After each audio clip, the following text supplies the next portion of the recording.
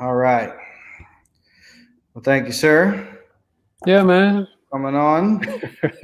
Yeah.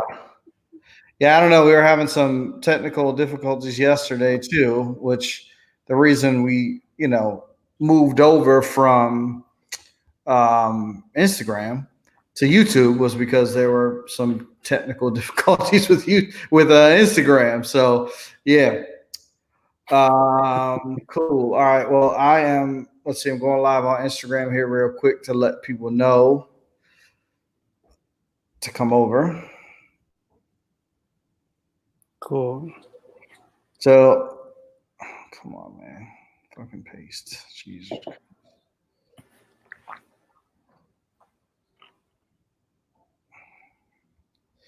All right. These were all going super smooth until yesterday. They must have known that you were coming on, so it's like let's figure out how to fuck it up and tab. Yeah, it's always you always have tech issues. That's I don't like every single one so far on YouTube has been totally fine. Till Nico came on and broke everything yesterday. So, what's up, E? Sally Bootsy Vegas is on here. He said, "What's up?" Oh, Bootsy, what's up? So I can't see chats or anything, huh? Yeah, you should be able to. You can't. Nah, I don't see anything. It's cool though. Gotcha. All right. Well, I'm going to put up anything. If anybody has questions or anything, I'm going to put them up on there. Um, Also, you can put them up on, or you can text questions too, and I'll ask them. So that's fine. I'm in control of this interview anyway, so that's all good. It's all good. So, all right, cool. So to everybody that is on Instagram right now, head on over to gogotix.co. The interview is actually happening on gogotix.co. We're just going live on Instagram for about 10 minutes or so to make sure everybody knows, since we started it on Instagram and that's what people got used to. But now we've moved everything over to gogotix.co. Just click on watch on today's episode with Tabi Bonney.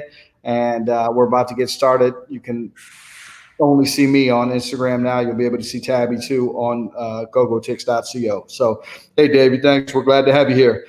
Just head over to gogotix.co. That's where the actual interview is happening. So, all right, Tab. So, without further ado, my friend, with your fancy hat. Like I thought I was cool with my Basquiat hat, and you, of course, just had the shit on me with the leopard print joint. You know what I mean? I always got to show me up, but it's cool. It's all good. I don't take it personally. It's all good. So why don't you give us like your 2 to 3 minute or how? Well, I said 2 to 15. And Nico took 45 minutes to tell us his entire life story. So Oh you can wow. take as long as you want us to tell us your history in music and entertainment and whatever you want. Cool. I don't know. I guess I got into rap when we were, I was born in Togo, West Africa. Mother's from Washington, D.C., Northeast. My father's from Togo. So all my life been back and forth. I remember one year we came back and I heard rap and go-go on the radio and my mind was like literally blown away. And I was just a big fan of that type of music from go-go to hip hop. And it wasn't until years later where I just started wanting to be a part of it, just rapping for a hobby, but not taking it too seriously. And then one day I just took it seriously and was like, man, let me just see what happens. Was in a group. I never saw myself as a solo artist. Always saw myself, being like an EPMD or a Camp Low. Right, right. That's what I saw for me and my friend, the guy I was in a group with. So would perform on U Street, doing open mics at Bar None. That's when I would run into a Raheem Devon at the time who wasn't signed. That's where I honed my skills, and that's where I learned that I had something that people wanted. Because after we finished performing, people would come up and say, "Hey, do you have a CD I could buy?" And other people would be trying to sell their CDs, but we had people coming up asking could they buy Right. CDs from us. So that's how I knew I had something and pursued it. Ended up being a solo artist eventually. Went to school in Florida A&M. Was in a group down there. We were on the radio down there before I was on the radio in DC. So I had like two to three number ones in Tallahassee, Florida, before I was even on the radio in DC. But as a group. Nice. Yeah, so we would open up, since we were the biggest thing in Tallahassee at the time at a school. We would open up for Cameron when he would come into town, Maya, whatever big artist. They would put us, the college group, on stage before them. So that's how I honed my skills as well too.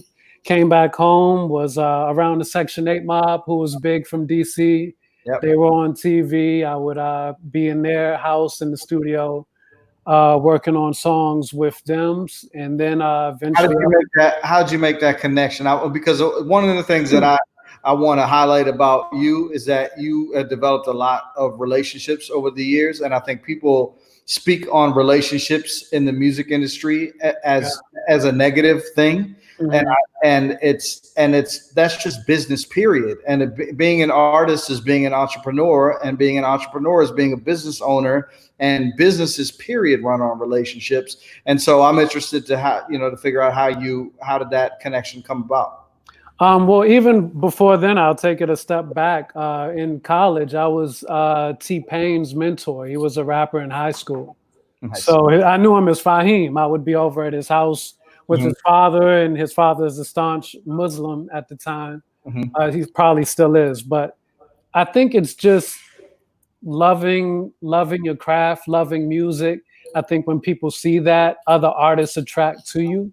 And they come up and want to be friends. And for me, that's how it's always been. Other artists always attracted to me. I always felt like I had bigger fans as big artists than regular fans. You know what I mean? Like Currency is a fan. Wiz Khalifa is a big fan of mine. And these are people that I could pick up the phone and call. But it's because of that artist camaraderie. You know what I mean? Little Dragon is a fan. Just so many people. Most Def. I could go on and on.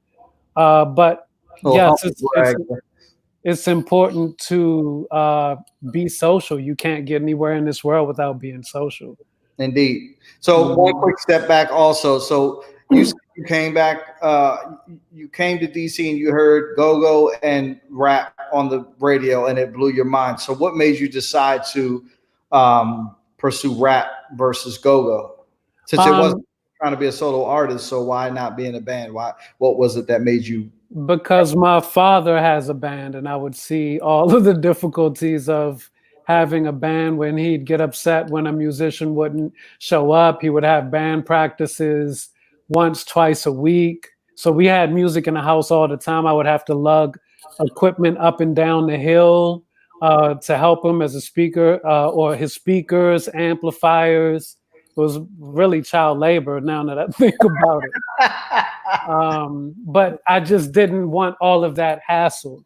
I saw that with my father, and I just thought that rap was way easier. It's you and a DJ and possibly one other person. Right. So that's why I lean more towards rap than Gogo, really. Gotcha. Okay, so I interrupted you. So you were the hot shit in Tallahassee, burning up the charts, mentoring T-Pain, and then you came back home, and then what happened? I was still in the group kind of when I was back home, but my partner, my friend who was in the group, didn't want it as bad as me. I was always paying for studio time. I was always the one pushing, saying, hey, let's go out, let's do this and that. And I just got tired of pulling another person, and I realized he didn't want it, and it was a scary thing of me stepping out on my own, because I never envisioned myself as a solo artist. So now, instead of just writing one verse to complete a song, I had to come up with really 3 verses. But at the time, it was hard for me to come up with 3 verses, so I would only do 2. And that wasn't the norm at the time, of just doing 2 verses. And it slowly became a norm of just doing 2 verse songs. Right. But yeah, normal 2-minute song. Yeah. So I was around Section 8 mob just because it was a connection from college in Tallahassee. Somebody who I was in a group with down there just knew them.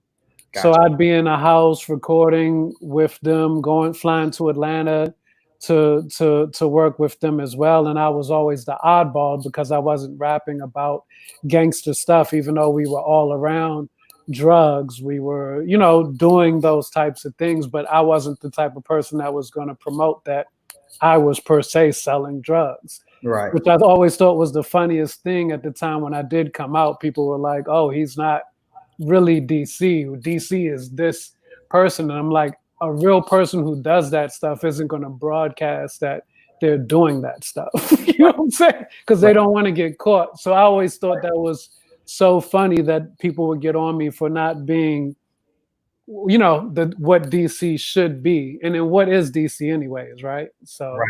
yeah. Yeah, I just yesterday when I was interviewing Gogo Radio owner Nico, and he was talking about how people felt that Mambo Sauce wasn't Gogo or wasn't DC enough, and it's just funny how we put those labels on things, and you know what I mean. How I think that has a lot to do with what's handicapped the scene. Yeah. But anyway, so you're hanging with Section 8 Mob. You're going to Atlanta. You're a chemistry teacher at some point in time during all of this, aren't you? Yep, doing all this. I'm a biology and chemistry teacher at Roosevelt High School in Northwest DC.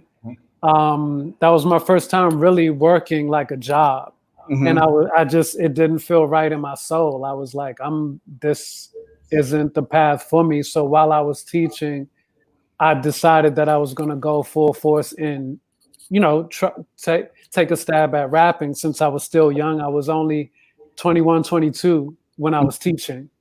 Gotcha. So I was like, I might as well step out there and try to make something happen. And it wasn't really happening in DC.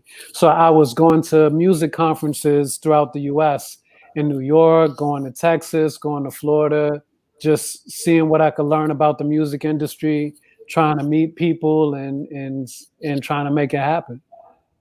Nice. Okay. So how did that segue into, what most people in the DMV know you for, which is the pocket? So I remember, it's funny because I remember being in school. I mean, not school, but teaching.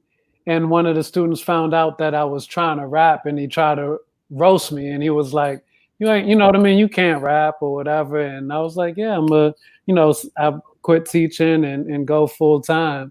And they were literally, a handful of them were laughing like, "Oh, Mr. Bonney, you're funny, you're crazy, whatever." Right. And literally a couple of years later, due to social media, I think it was MySpace at the time, but they would hit me up saying, "Man, you told us you would do it. This is crazy," so forth. But just got in the studio. I would be down at Bar None a lot in front of the crowd. I wrote the Pocket song a while ago, was performing it, and I knew I had a hit because as soon as I got off the stage, people for the rest of that night at the open mic would be saying that same hook. Right. And still coming up to me asking, could they buy a CD from me? Right. So yeah. And so, can you tell the Dr. Teeth story and how that? Because I think that's pretty instructive in terms of, especially in today's sort of do-it-yourself artist culture, like how how that woke you up to. Yeah. So I met Dr. Teeth at the Texas Summer Music Conference in Dallas. And he was a fan of a friend of mine, Hazik. And he was like, "Man, I'll shoot a video for you for this amount." I think it was $20,000. And at the time, that was a deal because he was charging $100,000 or more. He was the biggest director at the time. He was doing all of Paul Wall, Mike Jones, Slim Thug, all of those videos you saw burning up TV.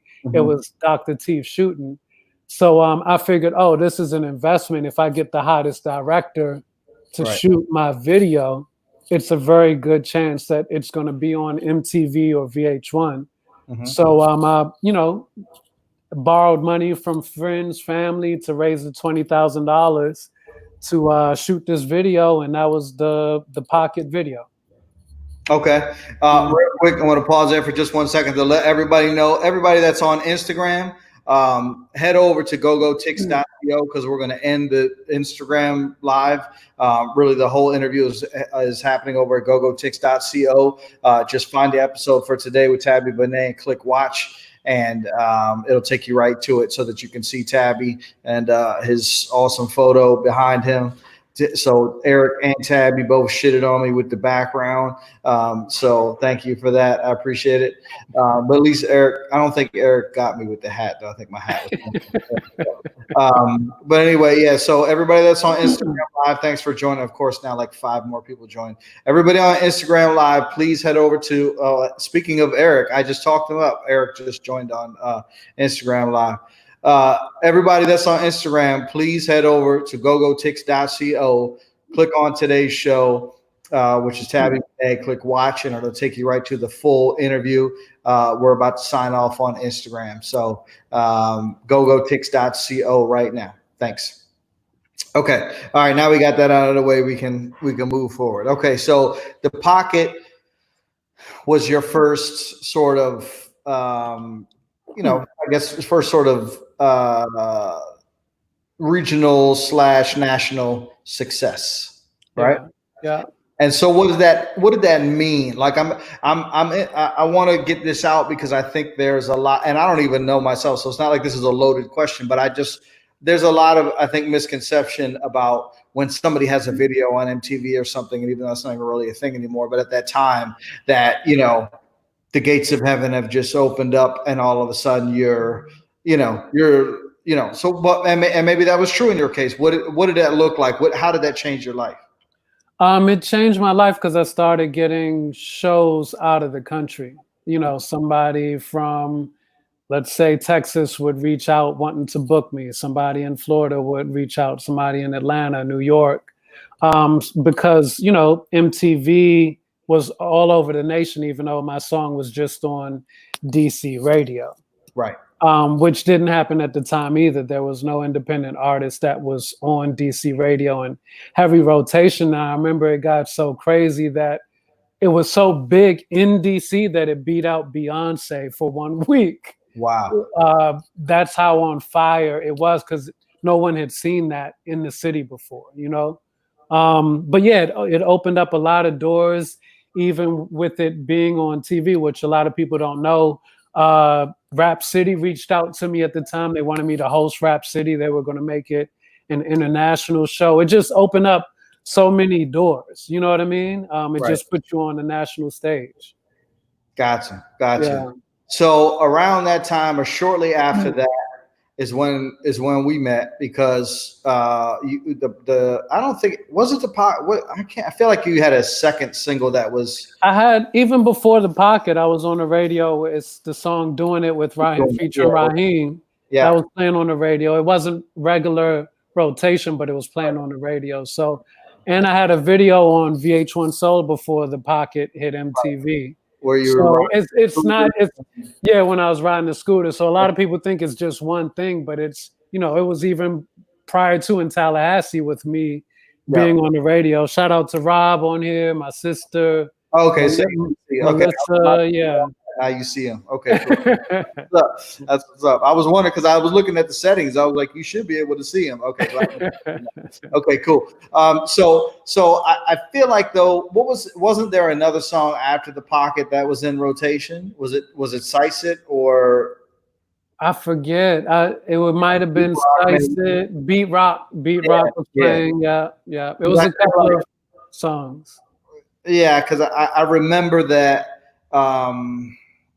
That Adimu hooked us up because you were, Mambo Sauce had Miracles going at the same time, I think, and you needed so having just said what you said about your desire not to really have a band. What made you decide to bring on Mambo Sauce as your band?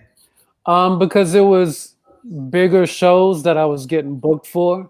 Mm-hmm. So it's a difference from, getting booked for shows where they pay you $2,000 $3,000, then it's like, oh, you're booked for a festival and here's $8,000. So I was like, oh, I didn't want to just be on stage and by myself with the DJ. I was like, oh, it should be a band. I want to put my best foot forward. I'd rather invest in my show because I grew up seeing my father perform with the band. Right. But at this point, I can, when I get booked for bigger shows, I can afford to at least pay or bring people with me to perform. I'm looking at my wife right now, listening to you talk about those numbers and remembering. Motherfuckers, I'm gonna slice you next time I see you. Nah, it was cool though. I remember we did Cleveland with Gym Class Heroes at that college. Yeah. That was a dope. Yeah, we did a lot of dope shows. It was a lot of fun. Yeah. Okay, so I really also want to focus on sort of what happened after that, because I think like a lot of people maybe, and I mean, it seems like not most of the people, but a decent amount of people watching now are, your friends and family and fans of yours. So they probably know, but I know that some people in the, go more in the go-go community, they know the pocket and they just think that after that, there was just nothing. And that's obviously not true. You did a lot more after that. So what happened after that? It was weird because that was people who just listened to radio, DC radio. So I didn't have regular rotation like the pocket, but I was still having videos on MTV2, MTV Jams, regular MTV, VH1 Soul. So I had way more, like almost every video I put out, 7, 8 more songs. I was still on TV. Right. So things kept moving forward and I, kept getting bigger, but just in DC with regular people not hearing me on the radio, thought that was it. Right. So it just shows that you could be in your own world or bubble and think, oh, this artist isn't, relevant anymore, doing things when you could be, you know what I mean? Doing shows in Sweden, or you're in California, you're on tour with other people. I was on Rock the Bell show. I was on tour with Swayze at the time. I've been on tour with Wale 2-3 times. It's you know what I mean? It was still moving. Well, so going back to the Dr. Teeth thing, after you did that video with him, and you spent all that money, that's sort of where you realized or figured out that you were just going to do your own, right? So how'd that happen? Yeah, I was just like, I can't continue to pay this amount of money per video. And that was at a discount at the time. So I knew a friend who worked at BET and he had a camera. He let me borrow his camera. He literally gave me a 5-minute tutorial on how to shoot, gave me the camera, and it took me 3 months to shoot my first video on my own, which was Sice It.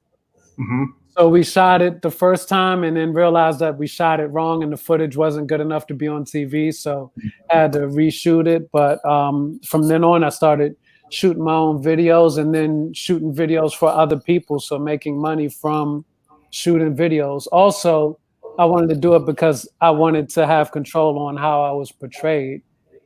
I've noticed that working with, even before Dr. Teeth, another director, I didn't get what I really wanted out of my own video. Right. Yeah. Well, and if I remember correctly, Welcome to DC was the first video that you directed for anyone but besides yourself, wasn't it? Was it? I don't know. It might have been. Told me, I don't know. You also told me you weren't making that much money doing these festivals, and obviously you were. So, I don't know. You could have been bullshitting. You could have been. Not all of those shows that I brought a band was a lot of money. Some was. I know. I'm just fucking. Just to be because of the people we were going to be in front of, like a show in New York. You want to put your best foot forward. The Theater Magazine one. Yeah.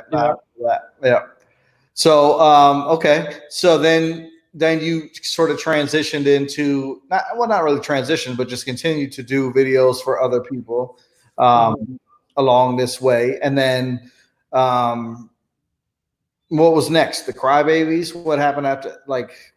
Yeah, I remember Sean Kingston's manager at the time wanted to manage me, but I didn't feel like it was a good fit, but we always stayed in touch.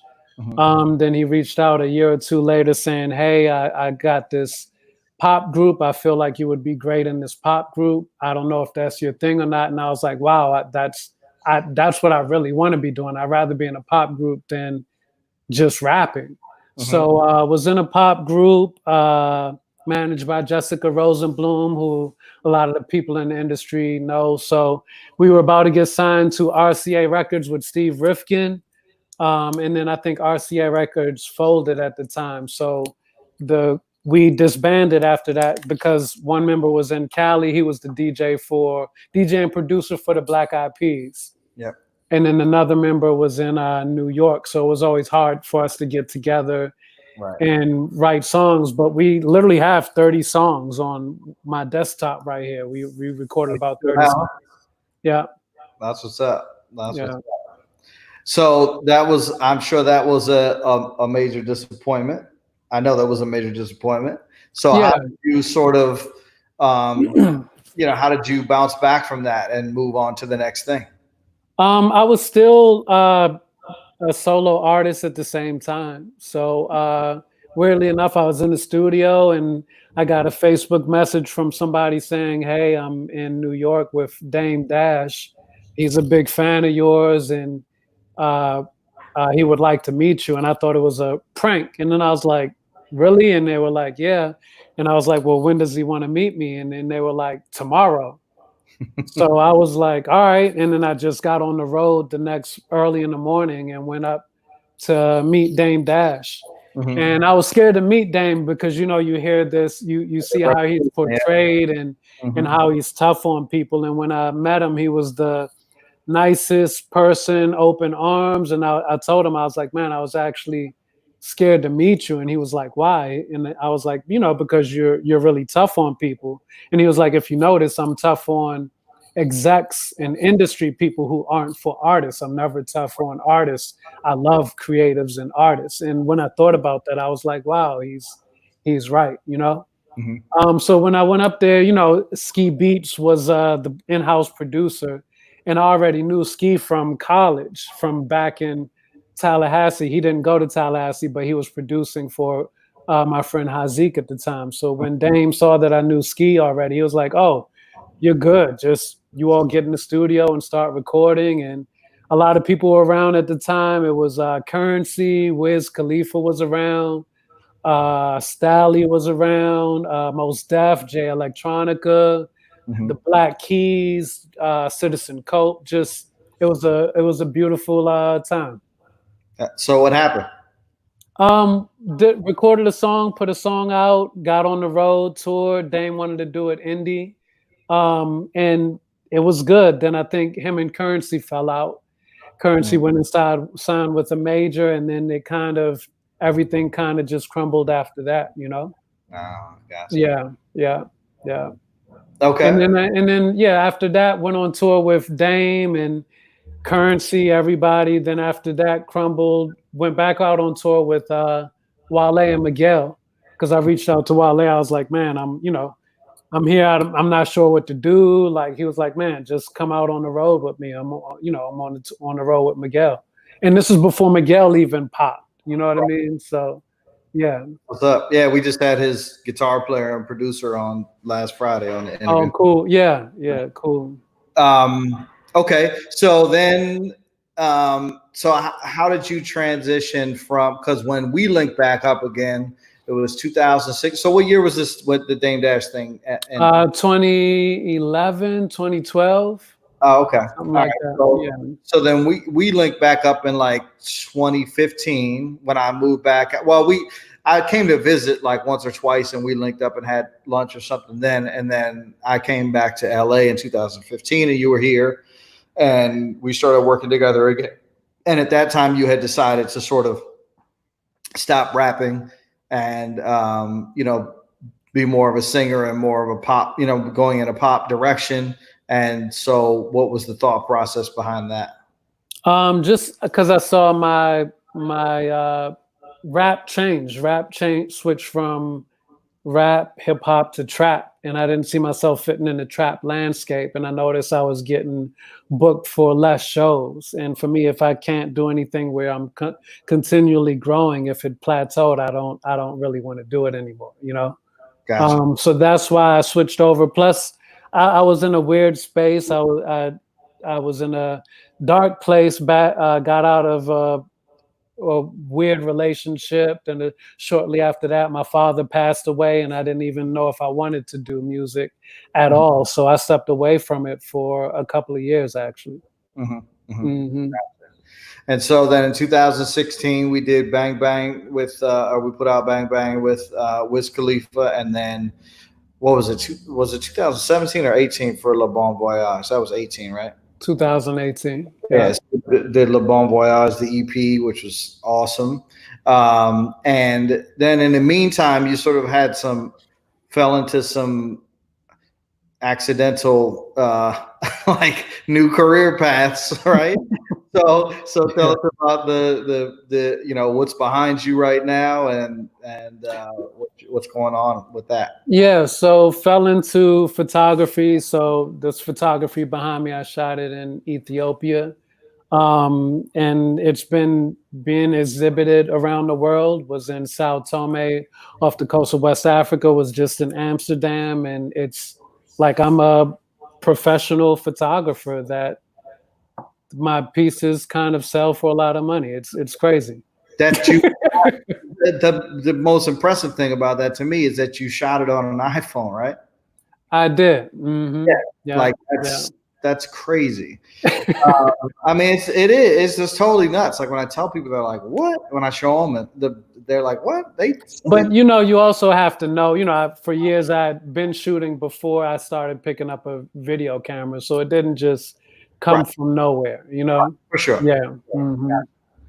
Okay, and so we're gonna get a little further into what you're doing now, but I want to make sure that we sort of this whole thing is called Gogotalx, and I know you're not a straight up go-go dude, but obviously, I mean, literally, your house is like on 100 feet away from Langdon Park.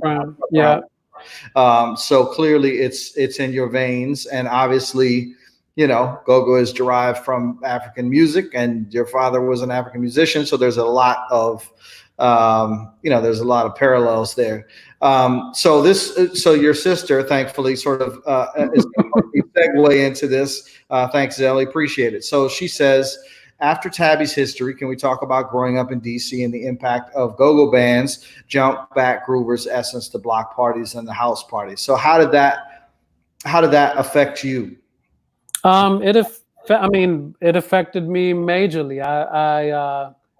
We grew up on go-go music. We loved go-go music. I mean, to this day, I wear a vintage Gucci watch from Rare Essence. Put your Gucci watch on, synchronize your time, and let's rock. Like that's why. You know what I mean? So, but also my songs. The Pocket was from Gogo.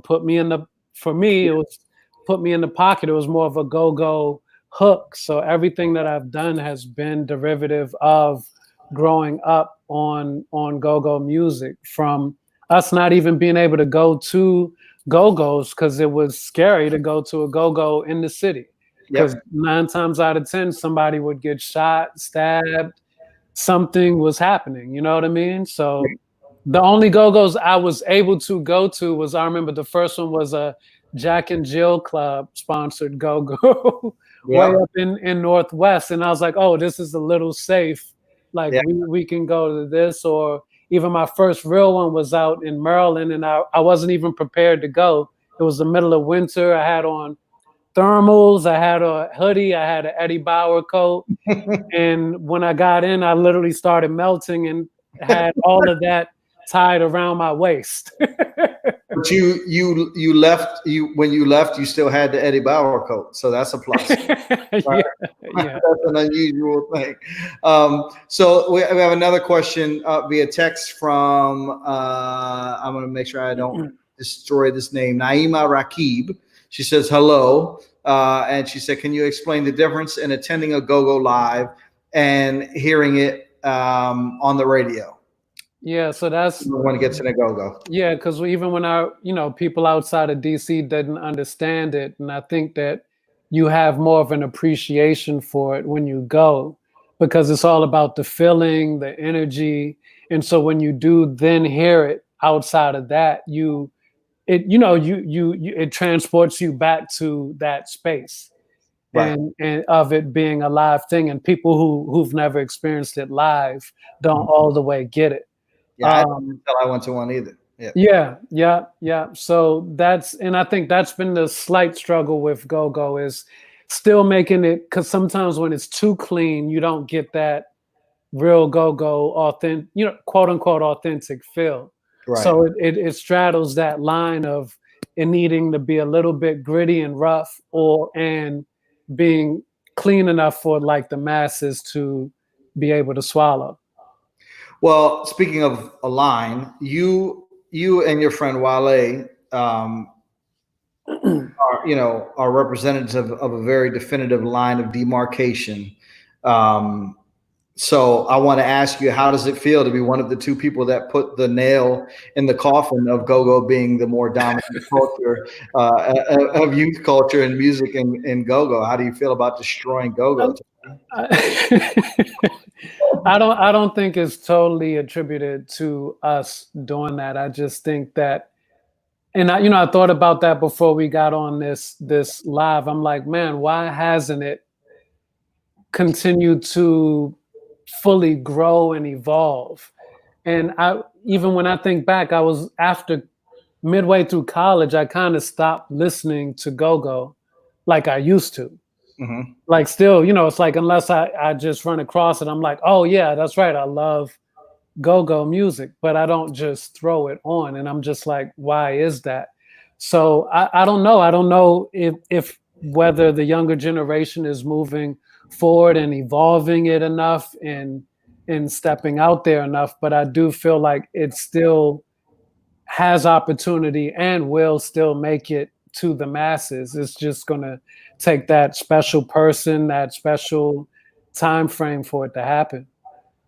So interesting that you say that special person, because his name's Falcon, or his name's Drew, but he goes by Falconry, the guitar player from Miguel and Vic Mensa that I interviewed last Friday. That's exactly what he said. He thinks that it's going to take. I mean, he's from Maryland, so he's not like a go-go. He's similar. He's not like a go-go dude, but he knows what he is. He's familiar, blah, blah, blah. And he said he feels like it's going to take like a person, like one person that's going to be a writer to write their truth, and because it all sprang from our discussion about the fact that what Gogo has always sort of lacked is songs, and songs is what, and I don't mean lacks totally. I just mean the volume of songs. Like, when I interviewed Eric from Wale's music director, and I'm sure you can attest to this too, probably having been in the studio with him, he records like 40 songs in order to release 10, and I know you're much more sparing. I know you don't record as many songs, but typically you're an anomaly. Most artists record a shitload of songs and then only release the best ones. And Gogo just doesn't have the volume of songs. You know what I mean? No, I think that's true. But that's like, that's why we also love Gogo too. It's like to kind of, I know we are slightly criticizing it and want the best for it, but we love it because it is what it is. And it is our special thing. If you're from DC, Virginia, or Maryland, it's like a special thing where you don't really want everybody to know about it, but on the other end, you actually want the world to know about it too. Right. Yeah. Well, do you think, because this is what I think, but what do you think? I mean, my opinion is that both things can happen concurrently. I believe that Rare Essence can still be playing every Friday, Backyard can still be playing every week, and then there's another band or another artist can come out and be representative of Gogo on a larger scale. And to me, those two things aren't mutually exclusive. Do you agree with that? Yeah, totally. I think that it does have the dimensions to stretch out like that. And even thinking about this, I'm like, man, why haven't I completely put out a full Gogo remixed album? Which, my next project, I'm gonna make sure that I do that, because it's like, it is home. It is what we love. Why not do things like that to at least help in the effort? Yeah. So in the booking process, when I send you the invite for this, I ask in one sentence, what do you think can move GoGo to the international stage? And you say songwriting and cleaner production. What exactly do you mean by that? I mean, with anything, songwriting is where it starts. You have to have a special song or somewhat of a hit song for it to travel. So I think that is what Gogo's missing, the songwriting element. If it wants to be on radio or be able to consistently tour outside of the area. And in clean production, in that's what we were talking about a couple of minutes ago. It's like it is gritty, like the true go-go that we do love. It's gritty when you hear it live, but then when you hear the cleaner versions, it's not. You don't feel it the same. So it's figuring out that that gray area where the both of them can meet. Because what punk has done it, rock and roll has done it, where it's a little gritty but still clean. I think it just takes that time, and then other people have done it. My friend Rich Harrison, who's done "Uh-Oh" for Beyonce, A. Marie. It's like, you know, he's done go-go-esque type of stuff where you feel it. Same with Chuck. Shout out to Chucky Thompson, Tone P. Yep, Tony will be on Friday, actually. Yeah, so it is people who are able to do it. I think we just got to continually do it and start to band together. Band together. Imagine that. Okay.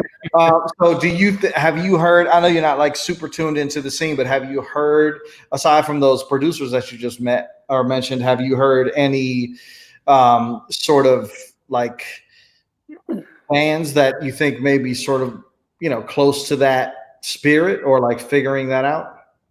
I haven't been too in tune with Gogo. Is it TCB who's the bounce beat?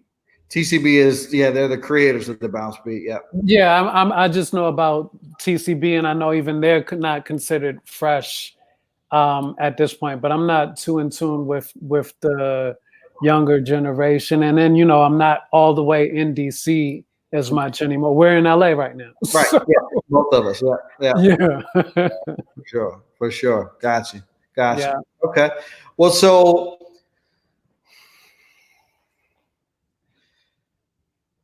I'm just trying to figure out a way to say this delicately. Do you think that Gogo is too old? No, I don't think it's too old, and I think we get hung up on that. If you look at every music genre, R&B has, with Marvin Gaye, is not the same as R&B now, but it's still R&B. Right. Same with rock and roll. Same with hip hop. Hip hop, when it first started, is not what it is today at all. So I don't think that Gogo is too old. I just think that it needs to continually evolve, because nothing is going to be the same. So I think it is up to, you know, a younger generation, also people that do know about it, to somehow figure it out and keep it going. But it doesn't help too with DC kind of being gentrified now, and it's not the same feeling. When I thought about it, Gogo is a feeling. I remember, you know, the culture. I remember people driving by. I remember drop socks. You know what I'm saying? Georgia Avenue Day. I remember seeing Junkyard perform Hee Haw in the middle of Banneker's Field across from Howard. Like, it's, you know, it's not, it was a culture, more of a cultural thing than just the music. You know what I mean? So it's hard to just say it, try to make it just about the music. You know what I mean? Right. Well, so how do you think that hip hop was able to translate those cultural aspects that go along with the music? And, you know, because that's it, that like breakdancing was a huge part of hip hop beginning. It's not so much anymore. DJ culture was huge. It's not. I'm not saying that they're not parts of the culture anymore at all, but the music itself has definitely moved beyond, those parts of the culture, not totally excluding them, not in a negative way, but just become bigger than those specific things. Do you think that that's, you think that's possible for Gogo? Yeah, I think it's possible. It just needs to be a mass of people attempting. And I think right now we don't have a mass of people attempting to push it forward. And that's the difference with hip hop. You got people all over the world writing songs. You could do it on your laptop right now. You could write a hip hop song right now, just pulling a beat off of the internet for free and rapping over it, So I think that's the only thing with Gogo. And it takes a lot. You need a full band, even though in this day and age, you don't need a full band anymore, because Rich Harrison did it without having the full band, and Chucky Thompson as well too. So I think it just needs to be a mass of people taking a stab at it and continuing to push it forward. Right. Well, that's part of the reason why I started this series, honestly, is to try to, sort of flush out anybody who maybe, because I've talked to a lot. I talk to a lot of people. First of all, the main reason I started this is because I talk to Gogo people all the time. Like, almost everybody they have interviewed, I have, including yourself, I have played with conversations with about, we don't normally talk about Gogo, but everybody else, I pretty much talk about Gogo the whole time.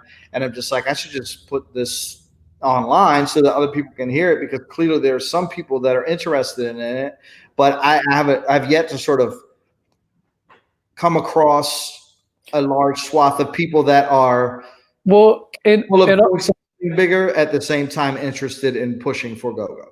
But also, I think we should check with the people listening in who actually listens to Gogo right now continuously, like every week. If we could get people to start commenting, whether it's once a week or they don't at all, or that it starts there too with the audience. It's right. Is it just you pushing the engagement? There you go, bro. I told you an interview show. But it's like, I personally don't pull up Gogo music every week. I might hear somebody else and be like, oh, let me pull it up, let me listen, Right. And then it takes me somewhere for a second, and then that's it for me. It's just, it was that moment, but I'm not listening to it every day. So what do you listen to every day? Afro beats, R&B music. I don't even listen to rap as much anymore, that's what I'm listening to right now. It's more international and kind of light. Right. Yeah. Well, so I'm assuming that since only you're let me not say that. Okay, so Monique Town says yes, she's been listening more since she's been home all day. I'm sorry, wrong one. Oh, wait a minute. No, that was the right one. Okay, so Auntie Nunley says, I can listen to Gogo every day on WHR at 12 noon. I don't know the DJ's name. I just get a chance to move to the Gogo. I'm almost positive that's DJ Rico, who I interviewed like 2 weeks ago. Okay, your sister Zelly says, only when I'm in DC and I hear it on the radio, which is sad. Yes, Zelly, that is sad. Please listen to it more. Monique Town says, yes, she's listening to it more since she's been at home all day. Sally Williams, who is Bootsy Vegas, said the Don't Mute DC gave us a set of eyes and ears we didn't have, including the BET Awards. We had our moments last year. Yeah. That was a great moment. Yeah.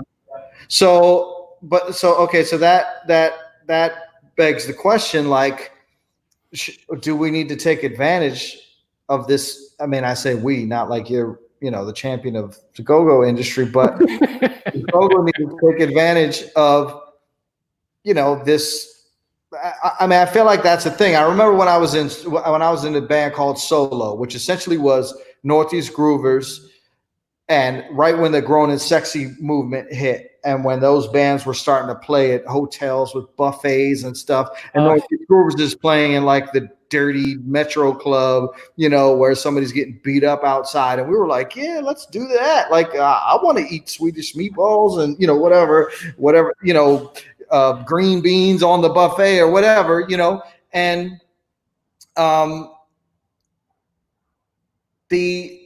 the whole tone just changed, you know what I mean? And it became like not about being like cranking anymore. It just became about like some old two-step.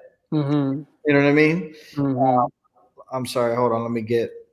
Oh, Aunt Natalie is Tab. That's your aunt. She said your aunt still listens to Gogo. Rob Waters says I listen to 90s Backyard and Rare Essence when I'm feeling nostalgic. Faces and Black Alley more recently.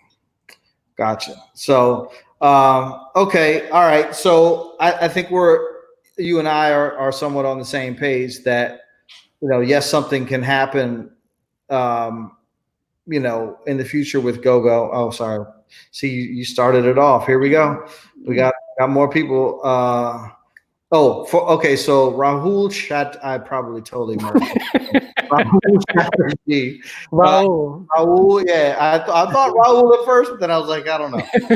Unenlightened, what's the first Gogo album one should listen to?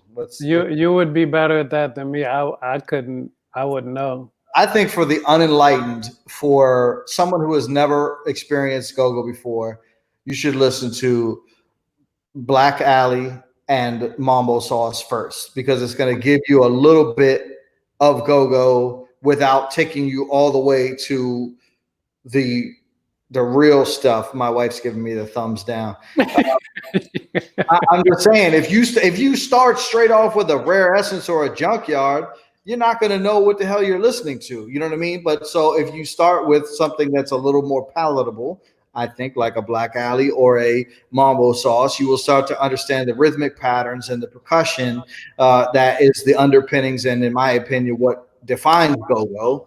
And then after it's like the gateway drug. You know what I mean? And that's what I always wanted Mambo Sauce to be, was the gateway drug to Gogo for the rest of the world. You know what I mean? Because the Gogo that we grew up with. I think Chuck Brown. I think that she overrules you. Chuck Brown would probably be the first person. Yeah, you're probably right. Yeah, you're probably right.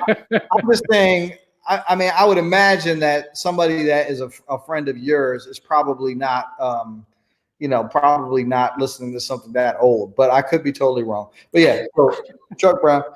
Also, how do we petition the Wizards? Okay, you're getting a lot of engagement here. Every time I click on a comment, it goes to the next one, and it's a different one. How do we petition the Wizards to change their name to the Gogos? Actually, there already is a G League basketball team in DC called the Capital City Gogo. But they're not the NBA team. Obviously, they are the G League team. Adeliva says, I listen whenever it's sunny and I'm driving through the city, but I have my Gogo jam sessions for hours every now and again.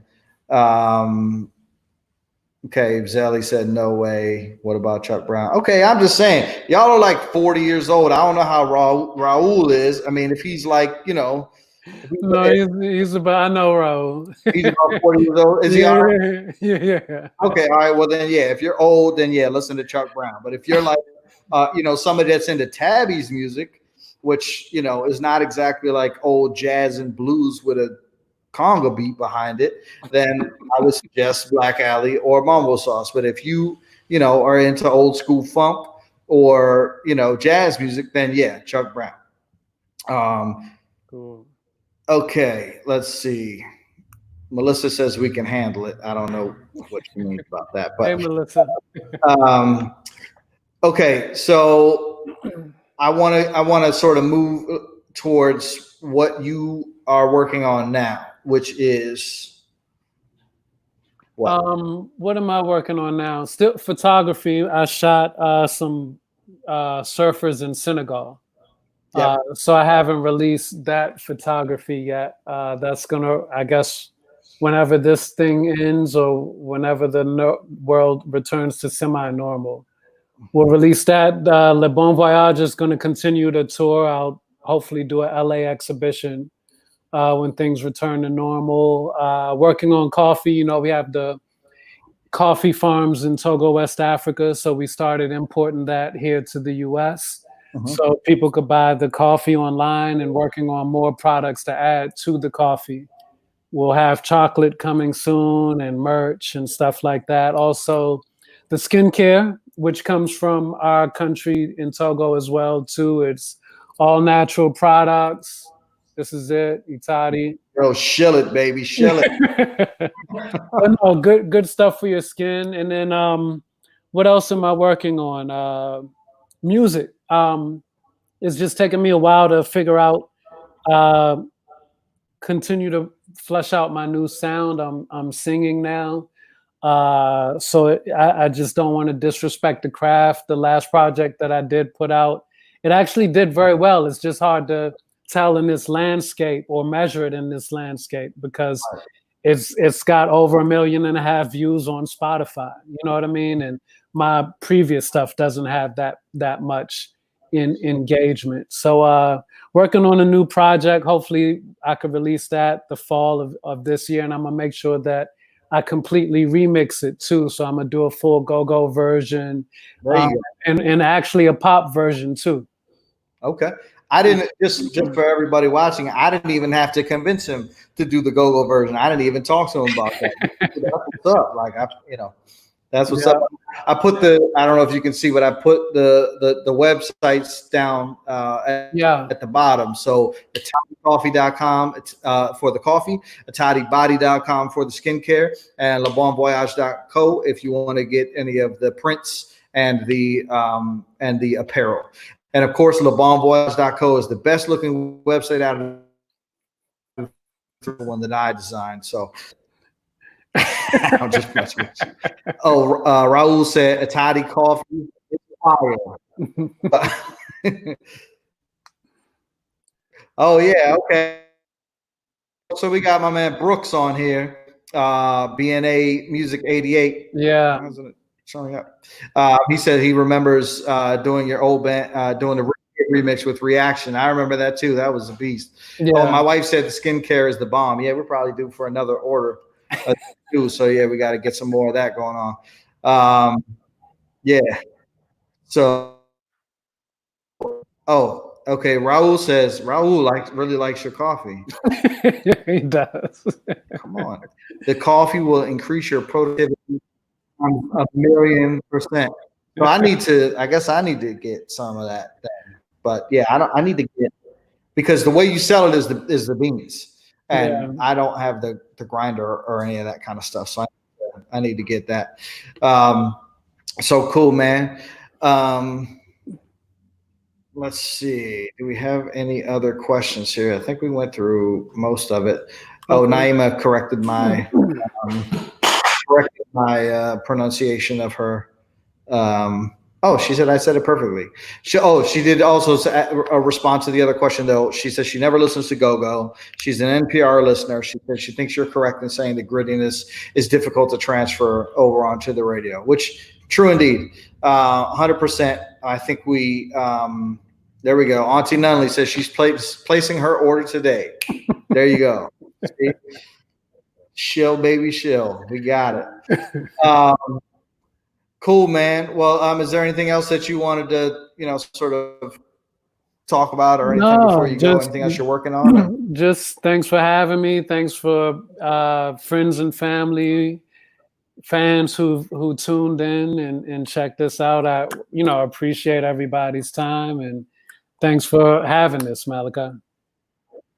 Yeah, no, absolutely, man. We'll talk soon. I'll call you when we get off. Okay. All right, and everybody stay safe. Everybody stay safe. Have a good one. All right. Yeah, indeed. And go get yourself a leopard print hat too.